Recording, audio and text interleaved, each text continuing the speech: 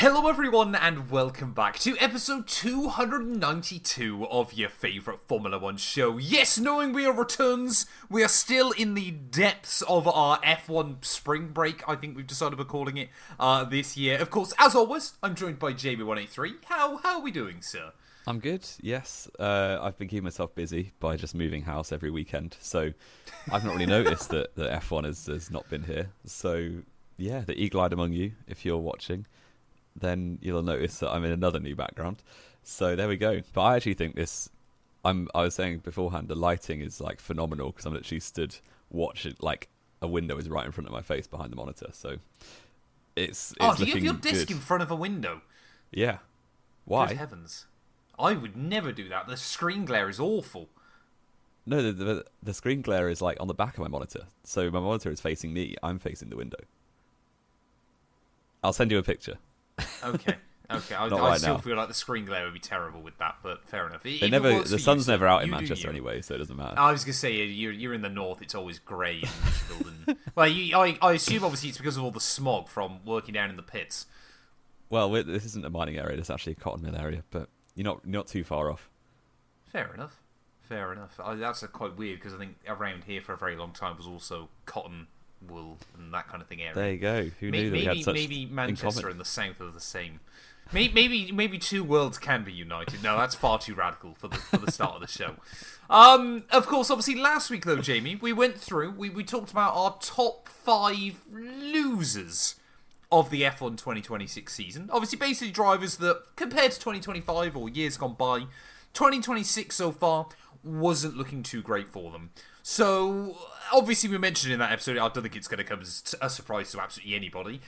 This week round, we are going to be talking about our top 5 winners of 2026. So, drivers that have either, made a good move, although I don't actually think any of them have... There was really not that many driver moves this year, was there? No. So, none of our 5 winners have actually made moves. So, it's basically either they're stacking up better against their teammates, or their car has taken a huge kind of upswing in performance as well, or they're just a lot more consistent and driving a lot better than what we saw from them last year as well. So, obviously, if you're new, and these podcasts are helping you through F1's spring break, I should say, make sure you get yourself subscribed as well, or drop us a follow if you're one of our audio-only listeners. Yes, we are on Spotify or Apple Podcasts or one other, but I can't remember where. I also schedule out the show because I'm professional like that.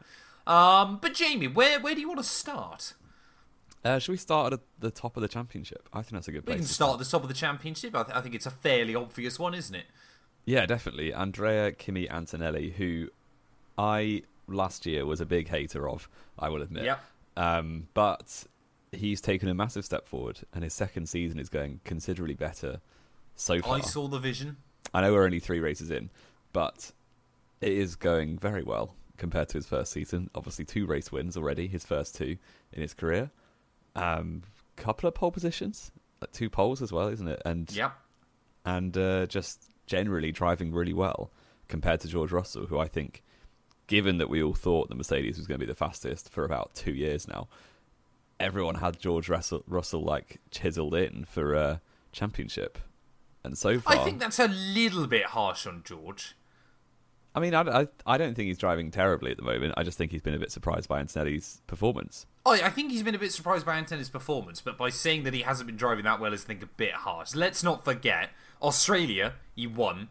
He did. China, they were pretty even on pace. George just got screwed over in qualifying with an issue.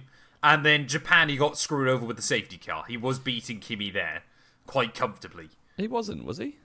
He was? Oh, no, he was. Like yeah, leading. they both got before terrible he starts. obviously pit. Yeah. But Antonelli got pole and then showed much better race, like overtaking and pace generally, because Russell should have finished better. It was the exact opposite early on. No, Russell managed to carve his way back through. It's only been 2 weeks, Jamie. Russell carved his way back through. Antonelli got stuck behind Leclerc for ages. Yeah, because basically everybody else worked out how to defend. Yeah, but in the second stint, Antonelli, he started in the lead, didn't he, under the safety car? But Russell could not pass anyone for his life. But he did have, again, engine issues. It makes it sound like I'm now a Kimi hater. I love the guy. Yeah, George had power issues. That's why Leclerc got back past him. It was apparently, according to Mercedes, it was a minor and repeatable software glitch. Right. So that's the sort of thing that is affecting everyone at points in the races at the moment, really. I just think Antonelli was the stronger driver quality in race in Japan. I think China, they were pretty even. But yeah, I think, all intents and purposes, Antonelli's 9 points clear in the championship. And he's 9 points clear. He's leading the World Championship. He's the first ever teenager to lead the World Championship. He's rattled off his first win in Formula 1. He's rattled off a couple of pole positions as well. He's loving life right now. He is. Although he does keep texting whilst driving on public roads, I keep seeing. Does he? Yeah, apparently more than twice now. I think he's been filmed texting and driving. Didn't he get done for speeding in Italy last year as well? He had a minor single where he crashed by himself as well. So I think they do need to rein him back in before he either seriously hurts himself or someone else. Yeah, definitely. They'll have to do the Lando Norris approach with him at some point. Actually, I don't think people are meant to know about this still.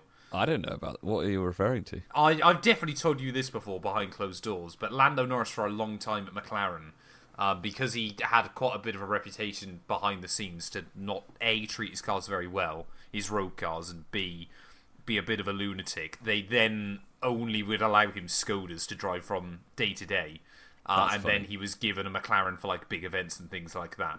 And this was for quite a few years. Yeah, that is amusing until he learned how to drive properly. Saying that to an F1 driver. Until he could ring the world champions hotline. Exactly. Hotline's gone dead this season, though, unfortunately for him. it's just the do. He's just gone cool music. Just can't ring it. Exactly. But Antonelli is definitely a winner so far. I think it's almost a shame. Two-time a winner. Yeah, but a winner of the season. Exactly. The 3 races we've had. Yes. I still think Russell will win the championship, if I'm honest, unless car pace comes into the picture quite a lot, and a Leclerc can win it, or one of them, a Piastri maybe. But I just think Mercedes have an edge on everyone, and they will continue to have an edge on everyone, and we will see a new world champion, probably George Russell. Yes, most likely, yeah. I think it is going to be that big thing, isn't it? Of course, I know you talked about it a lot last year, and yes, he got quite unlucky on a few occasions as well. But Antonelli's run through the European season wasn't fantastic, so that's going to have to be a big thing for him this year. It's kind of in a similar guise to how we spoke about, obviously, especially Oscar last year, kind of in that kind of second half to 3/4 stage of the campaign, or really actually throughout most of the kind of final third of the campaign as well. Kind of a lot of tracks that he struggled at a lot more, and obviously that's going to be the big case for Antonelli this year. Again, I think this spring break kind of gives George Russell a bit of a chance to reset as well, because he was clearly really annoyed with the way, obviously, Suzuka got away from him. So kind of being able to take a few weeks away, look at the data and actually go, you know what, one race of bad luck in what's hopefully at least going to be a 20-race season, should be 22 races. I'm still not that far behind. I can still claw this back in, in really a weekend in Miami, potentially. And it's also been two races of bad luck for George Russell, really, hasn't it? Yes, yeah. And obviously, we also then head to Canada, which is famously a very good track for him as well. So there'll definitely be opportunity. I think George has just got to make sure he keeps his head down, just, rattles off another pole position, gets another win on the board quite quickly. He basically can't do what Hamilton allowed Rosberg to do in 2016, and just rattle off wins early on in the campaign. Yeah, because as soon as you know it, there's a 40-point lead, like what it was in 2016, and that's incredibly difficult to then claw back. Though Hamilton did claw it back and then just bottled it again, so there you go. Did he bottle it again? Yeah, he was got in the lead an engine after, failure in Malaysia. He was in the lead after Germany in 2016, and then Rosberg won. And then got an engine failure in Malaysia. But before Malaysia, Rosberg already won 3 in a row. Okay, fair enough. So it was the only mechanical failure for a Mercedes car that year, wasn't it? Yeah, there was a driver failure when Hamilton crashed into Rosberg in Spain, but apart from that, yeah. Did you hear, actually, this is a complete side tangent, but you hear Toto Wolff in an interview recently said that he'd sacked both drivers after that. He literally went to the Mercedes CEO and was like, you need to sign off on this. And he was like, no. Flipping it. I hadn't heard that. I know it was really bad. I know the drivers paid for the damage themselves. Yes, yeah. And Niki Lauda blamed Lewis Hamilton, and I back Niki Lauda. So, there you go. Nicky was a great man, but he couldn't see everything perfectly. Brilliant. Rosberg should know how to put the car in the right engine. We have really gone on a tangent. We really very have. Early. It was only a matter of time before we start arguing about Hamilton Rosberg again. Exactly. The good old times. But yeah, obviously Andrea Kimi Antonelli, like we said, he's really got to focus obviously on that consistency through the course of the season. It is going to be a huge year for him. It could well literally be. We could be looking at a world champion by the the youngest ever Formula One world champion by the end of the season. By a long way, which as well. Would be by a good few years, which would be mad and probably then I would argue near impossible to ever beat. But then again, never say never. You'd have to get another driver coming into a top team at 17 or 18, wouldn't you? Yeah, but you can't get them at 17. Oh yeah, you can't. You have to be 18, don't you? Yeah, wild, absolutely wild. But I mean, yeah, like we said, though, of course, the other big thing is, can Mercedes stay on top? Because it does look like every other engine, with the exception of Red Bull, interestingly, should be getting the extra upgrades brought on. Now, I've been talking about this recently in my live streams, Jamie. I would honestly make the argument that Ferrari might have genuinely built a better car than Mercedes. It's just the engine's weaker. I would back that, to be honest. I think the engine and the deployment of the electricity is not so strong as Mercedes. No. And I would say that Ferrari got a better lineup as well, genuinely. I know we've just been praising Antonelli, but I still think that Leclerc-Hamilton is a better lineup than Russell and Antonelli. So that probably helps make the car look faster. I mean, we'll go on to Ferrari next, I think, because they're another set of winners. Because, they've had a very strong start to the season. I'm ashamed for Ferrari because... Sorry, I'm not ashamed, but it's a shame for Ferrari that they're going to finish second again, because they're very good at making the second best car. It is insane just how reliably they build the second best. I mean, we've always talked about this pre-budget cap. It was always insane just how little success Ferrari had with the budget they did.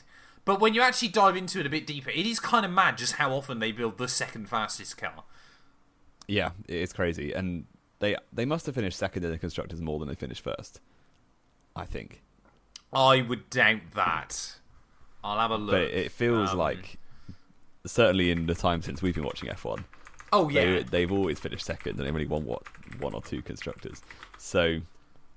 yeah, there's a great, one of these sad Instagram reels that always pops up of different timing towers with a different team in 1-2, whether it's your McLarens, your Red Bulls, Mercedes now as well, and all of them just has Leclerc in third. He is so consistently not dominating, but there or thereabouts. But yeah, Hamilton and Leclerc both operating very well this season, and... Can I just say AI is useless? Oh yeah, for things, it's terrible. Yeah, how many times have Ferrari finished second in F1? Ferrari have finished second in the F1 Constructors' Championship 8 times since 2008. How is that helpful? That's not... I mean, that is quite a lot. That's an awful lot. That's mad. In 16 years, half the time they finished second, which is kind of wild. Yeah. But do you want to talk about Lewis Hamilton for a bit? Because I feel like that'll be more authentic and genuine. Yeah, as our resident Hamilton backer, I think... I mean, let's be fair, immediately, had Australia been 1, 2, 3 laps longer, could have beat Leclerc immediately. Obviously, finally bagged that Ferrari podium that he desperately needed for a long time in Shanghai. Nico Hülkenberg for Ferrari-powered F1 podiums. Oh, so I thought Rosberg there. I was like, eh? No. I'm so confused for a second. Yeah, he has equaled Nico Rosberg in terms of podiums for Ferrari-powered cars. Nico Hülkenberg. You said Rosberg. Sorry, yeah, Hülkenberg. There's so many German Nicos that you back for some reason in Formula One. But obviously, yeah, finally got that podium. Seems so much happier in the cars. And I wouldn't even say just a Ferrari car, but he just does seem to prefer these regs. Because the Grand Effect era just did not work for Lewis's style. And it is great to see him happy again behind the wheel of a Formula One car. It's very true. And as a Hamilton neutral observer, I think it's good for the you're sport. a Hamilton hater. No, don't I'm try not. to hide it. I'm not. I was happy when he won his 7th and no more. I think it's good for the sport that they're there or thereabouts. I think for Leclerc and for Hamilton, they're both two of the top drivers on the grid, where the Hamilton's towards obviously the tail end of his career. But I still think it's nice to have them in the fight. And yeah, I think it's good. They both seem to be really enjoying it. And obviously, because they're at China, certainly, and Melbourne to an extent, they were so closely matched. We just got these amazing battles between them. And realistically, in Shanghai, that was all we were watching for most of the race, was the Ferraris going at it. And that was just good fun. So it's a good spectacle. It's obviously, I would love to see Leclerc get a championship, or more than one championship. I think he deserves it. I would genuinely, this isn't even like sarcasm, I think I'd be really happy if Hamilton won a race at Ferrari, because I think it would just be awesome. But I honestly thought then you were going to say an 8th world title. No, I definitely don't hope for that. Michael Schumacher is the greatest of all time, so leave it at 7 more so wins, I can make more that argument. poles. Yeah, more races as well. He hasn't done. Has he? How many? Yeah, he's done a few more, hasn't he? Now, but if you total the number of races in their championship-winning seasons, which is where you get most of your wins and poles, Hamilton must have had 15, 20 more races in his 7 seasons than Schumacher did in his 7. Yeah, but that's kind of largely irrelevant when you then do loads more races afterwards, like they both now have done. Actually, I think it was pretty even, to be honest. If you minus 5 years out for Lewis, yeah, and 3 years out for Michael, it's pretty close. Pretty close. But yeah, Ferrari, like we said, they have taken a. I mean, let's be fair, Jamie. It kind of, because it disappeared so quickly last year, and of course there was so much talk between McLaren and Red Bull, or McLaren and Max, I should say, last year. It kind of got forgotten about far too quickly just how badly Ferrari fluffed it up, because they arguably had. They were right in there with the best car at the end of 2024. 2025, for whatever reason, in the final year of a reg cycle, they decided to change the philosophy of the car, and it just went terribly. There was not even a single race where it felt like they were really with a shot of winning. Yeah, if I remember correctly. Apart from Monaco, I think. But even then, that's down to Leclerc rather than the car. Yeah, it's true. But they really, like, they almost won the Constructors in 24.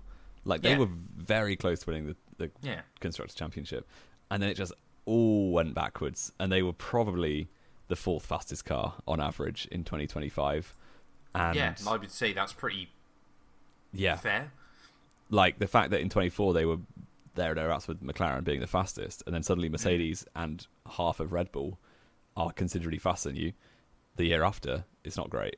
But this year they've really done the opposite, and they're now right there with Mercedes again. I mean, slightly behind Mercedes, I would say. And Oscar Piastri did him was a thorn in their side a little bit in Japan. So interested to see if Piastri can keep that going. And McLaren generally. Yeah, I think Lando's got more to give this season as well, because he really hasn't started particularly well, as we said last week. Yeah. Obviously, we talked about right at the sharp end then, Jamie. Of course, we talked about Mercedes and Ferrari drivers there. Easily has to go on this list as well. The only other driver outside of those two big teams that scored points in all 3 Grand Prix, Pierre Gasly. What a turnaround it's been for him down at Alpine. And to be fair, I like Gasly. I've met him. I'm a fan of his. Oh, he had to get that one in. I had to get that one in. He actually talks just as highly about you. I'm sure he does. I'm sure he remembers our interaction very well. I think I just he met has never Fabio really Capello's kid. I don't think he's ever operated particularly poorly. I just think last year the car was dreadful. First half of 2019. 2019. Oh yeah, sorry, but that was years ago. I've met him since then. That's mad. Fair enough. So yeah, I think especially last year he was operating fine and actually quite well to get Q3 10 times. Because don't forget that the Renault engine, the Viri engine that was manufactured, hadn't been looked at in about 4 years at that point, since the engine freeze in 21. So they were operating always with a massive engine deficiency. They qualified on the back row together in Monza. So the fact that he actually did commendably okay last year was pretty impressive in itself. So it's almost no surprise that now they've got a proper engine in the back. Like, that team knows how to make a chassis in a car. The team in Enstone have always made a pretty decent car. I wouldn't say always. Not always. There's not been always. some terrible cars as well. But they clearly have proven that they can. Not every time that they will, but that they can. But they've won championships before from that factory, so yeah, it's in there. It is in there. And Gasly, it's just started really, really well. I think he's helped by stat padding, like Albon used to do, against a pretty mediocre teammate, or less than mediocre in F1 terms, in Franco Colapinto. But I do always find it wild just how long Colapinto's had in F1. He's not had that the long. Argentinians.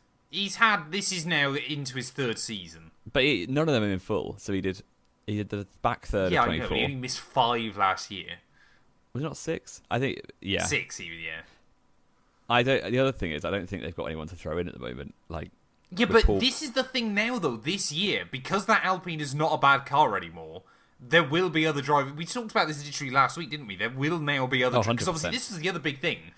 Colapinto basically kept that seat because no one else wanted it at the end of last year, because Alpine were terrible. Now, there will immediately be other drivers going, well, actually, a move to Alpine could... I mean, let's be fair. Would it be out the realms of possibility to maybe even suggest an Isaac Hadjar? Or an Alex Albon. Or an Alex... Well, I think Alex Albon's less likely. I think he'll stick with Williams. Hadjar could. Yeah. I wonder if Carlos Sainz regrets picking Williams over Renault or Audi at this point. Because he had the pick of the bunch, really, didn't he? But... yeah, it will be interesting to see. The Mercedes power unit does go a long way, I will say that. But absolutely. But then again, you think they've done better than Williams immediately. Yeah. They've been fairly... I mean, Suzuka, they were a bit further behind, weren't they? But in terms of raw pace, they haven't been a million miles off McLaren on a couple of occasions. They're definitely the head of midfield, aren't they? With Haas, Shanghai, really. They were pretty good. And obviously, that's going up against the team that built the championship-winning car last year. Yeah. Yeah, the fact that they've been there or thereabouts with Red Bull Racing, who've come off the back of hilarious. 4 world championships in a row, drivers, apart from last year before that. So, yeah, it's been a very, very strong start for Gasly, and it makes me happy. I like Gasly a lot. And yeah, he's definitely one of those drivers, isn't he, that almost now feels a bit like a journeyman. Yeah, and he's not going to win a championship, I don't think. Unless he could win a Brawn championship. Yeah. Exactly. I feel like Jenson, so many up and down. Because he operated so well for his whole career, and then everyone just remembers him as the guy who won the championship. Whole career? He had a couple of stinkers in there, Jamie. He did. But he's I love JB as much as the next guy. But yeah, he's the quintessential one-season wonder in terms of championships. Yeah, bit of a Jacques Villeneuve. But yeah, bit of a... I always still find it mad that Villeneuve won his last ever F1 race before he's won his championship. Yeah, that is mental, isn't it? Yeah, mad. But anyway, let's move on to the next winner of the season. And this one was absolutely a winner of the first 2 rounds. It was probably the strongest driver in the first 2 rounds. And then Japan happened. Ollie Behrman is next. And he has been having an excellent season. You famously said on this podcast that I think you were willing it on that this was the year Esteban Ocon was put in the dirt. Was it the end of Esteban Ocon at one point? I think we both spoke about that with some optimism. Exactly, but Ollie Behrman so far is making your dreams come true. He certainly is. And I love him for it. I mean, yeah, like we said, obviously, the only thing was we hyped him up so much after Shanghai that it was absolutely inevitable. And when I say we hyped him up, I mean everybody was hyping him up so much after Shanghai as well. It was inevitable Suzuka was going to have to be an absolute stinker, and it was. Out in Q1, if I remember correctly, then obviously Franco Colapinto, wow. I think it'd be harsh to say it was... yeah, I think it'd be harsh to just fully blame that on Colapinto, but I still argue he was taking a weird line into that corner anyway. Well, it was a bit of a last-minute jolt, wasn't it? Because he was scared of how quickly Behrman was closing. Yeah. But either way, Behrman, though, absolutely cooking in those first 2 races, and we love it for him. Yeah, he was absolutely. And the fact that he's actually ahead of Gasly, I would say the Haas is probably a touch stronger than the Alpine, maybe. Yes, yeah. But Behrman is currently 7th in championship, ahead of Gasly, ahead of Max Verstappen. And yeah, me saying that Max would finish 8th in the world title this year, currently 9th, Jamie. He's actually doing worse than you suggested. Exactly, and you called me an absolute fraud. I more called you a fraud for putting Norris 7th, I think it was. He's only 5th. Piastri should beat him. True. Maybe you'll be bang on. Maybe you'll look back and... Maybe I'm going to get every single one right this year. Wouldn't that be a story? Didn't you put Alonso about 10th? I don't think that's going to happen. You never know. Give Aston Martin some time. True. There you go. Yeah, Behrman...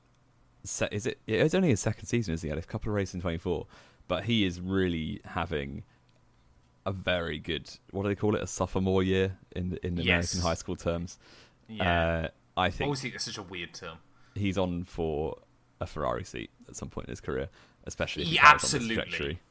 Absolutely. He's made that very clear that obviously when, and let's fair, most likely it's going to be when Hamilton retires. Yeah. Behrman, it'll be pretty easy for Ferrari then to go, yep, Behrman's the right man. We know he's ready. Hopefully, obviously, because nothing is guaranteed in Formula 1, but obviously, hopefully then he'll deliver when he gets that call up as well. But last year, obviously, he basically was able to kind of put the very basic groundwork in 2024. Obviously, just doing those couple of races here and there. Kind of build that little bit of an understanding of how the F1 world operates, things like that. Last year was very much kind of bringing himself in, settling in, really just trying to obviously get sea legs underneath him. And this year is hopefully, yeah, like we said, where he puts Esteban Ocon in the bin. Although Haas do have a pretty reliable record of only being able to build one good car, don't they?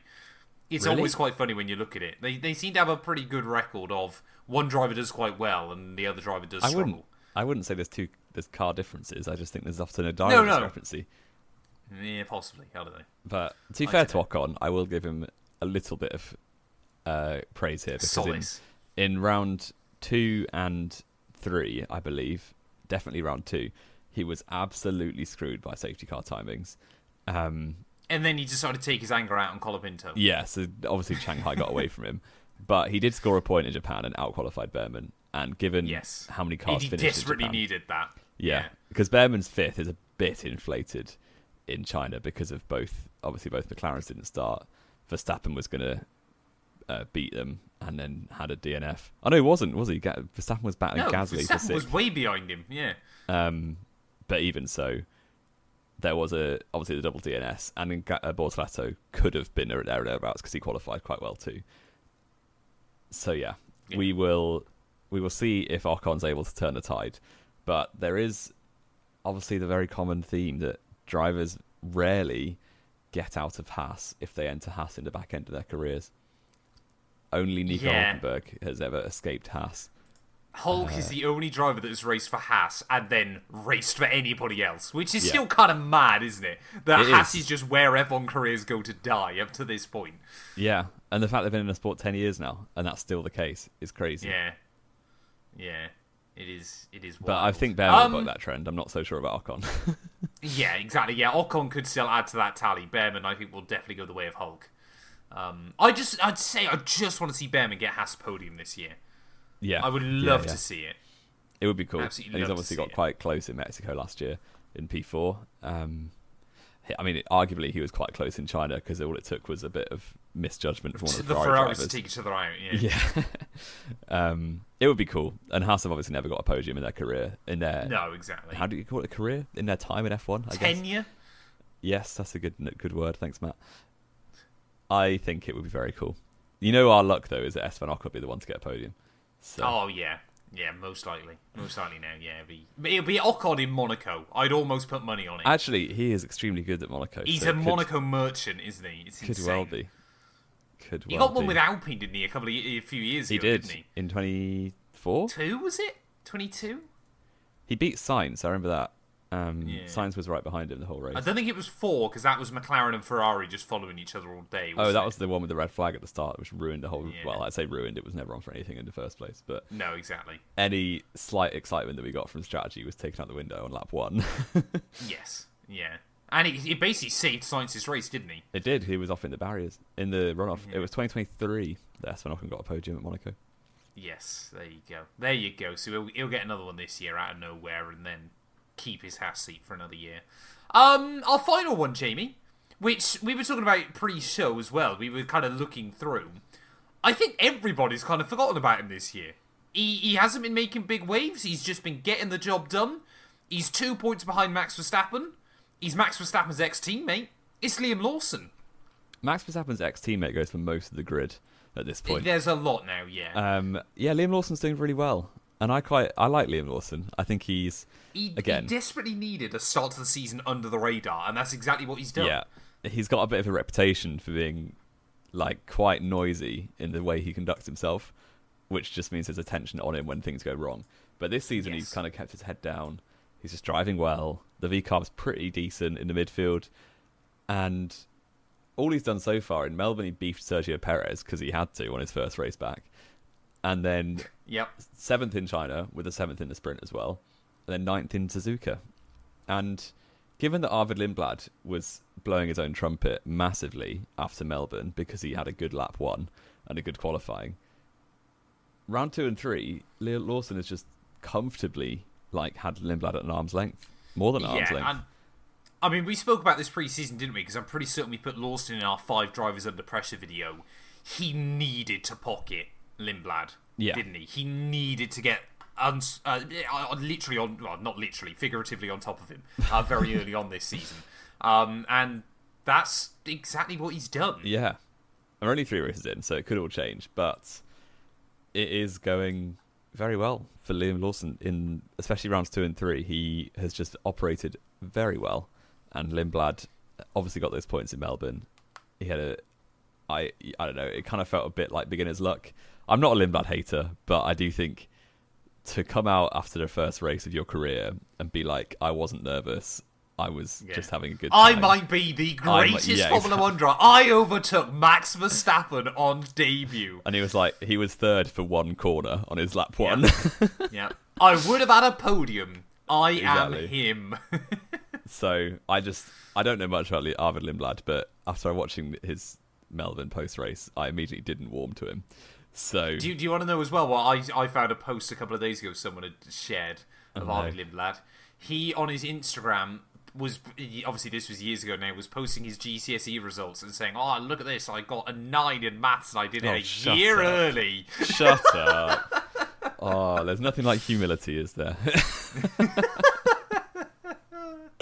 Honestly, that's made me more annoyed. You can carry on. Jamie doesn't want to talk about Arvid Lindblad for the rest. I mean, it's... I think, for Liam Lawson, though, we absolutely had to try and, like we said, pocket him early on. Needed to do that. Basically to save his career, I think. I would still be intrigued to see what Lawson could do anywhere that isn't Red Bull. Because I feel like we too often raise this question. Yeah, we've seen it with Gasly, we've seen it in Sainz. Staying in the Red Bull family forever often actually isn't the way to go. I still think, on Isaac Hadjar as well, I should be looking for an escape route. Especially, as we keep talking about at the moment, Red Bull could be absolutely in the bin. I think Max Verstappen should be looking for an escape route, to be honest. Well, I think everybody's looking for an escape route at this point. GP's because most gone. of the personnel are leaving. GP's now gone. There's talks that, obviously related to that as well, that Andrea Stella could be going back to Ferrari, which I think is that's wild. True. BBC was saying that's all just Italian media talk. Yeah, it is. Red Bull and that whole Red Bull family could be a very awkward place. It's definitely a changing of the guard at Red Bull, and Laurent Mekies needs to form a new team, effectively, of high ceiling. He's going to have to rebuild.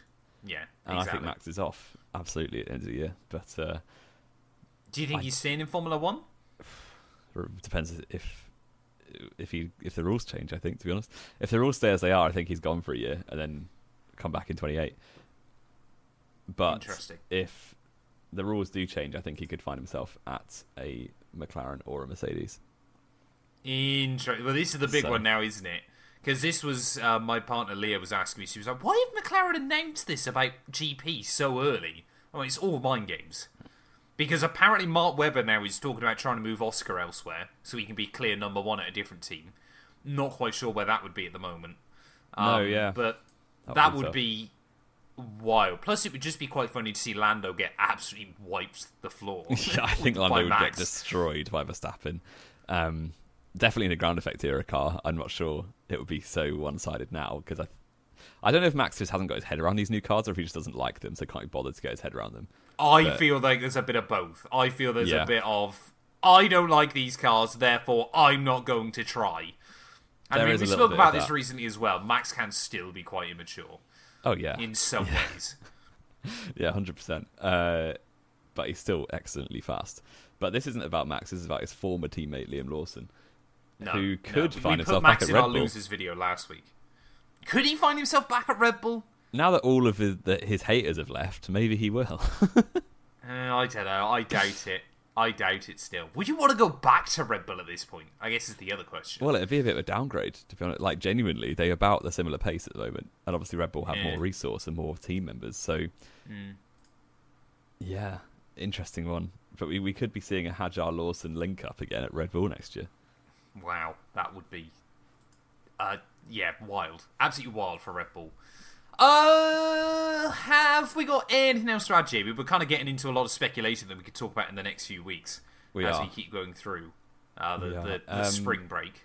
We've got are we 2 weekends through the break now, and we've got 2 more weekends without F1, and then Miami. We're just over 2 weeks in, and we've still got just under 3 weeks off, don't we? Still. Yeah, mad. I forgot as well, of course, the next 2 weekends are sprints. Yeah, too many sprint races, but there you go. And Jamie, I didn't realise as well. Where's my phone gone? There. Miami is really late at night. Is it? It starts. I think January it starts at 9 p.m. But luckily, the Monday after is a bank holiday in the UK. Yeah, okay. So the sprint race is at 9 till 10. The race is at 9 till potentially 11 p.m. Okay. That's worst bit about that is before, isn't it? Yeah, I'll have done a 24-hour race as well. So I've done a marathon that morning.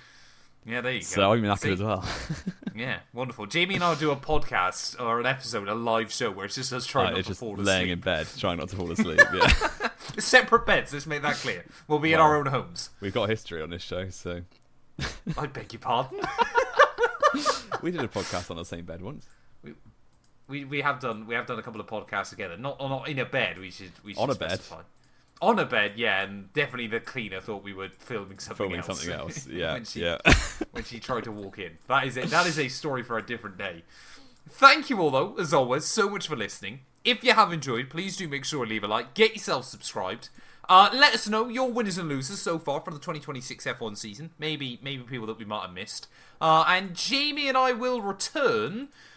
Maybe talking about the Red Bull downfall. Maybe talking about anything else. We don't quite know just yet. We'll wait and see.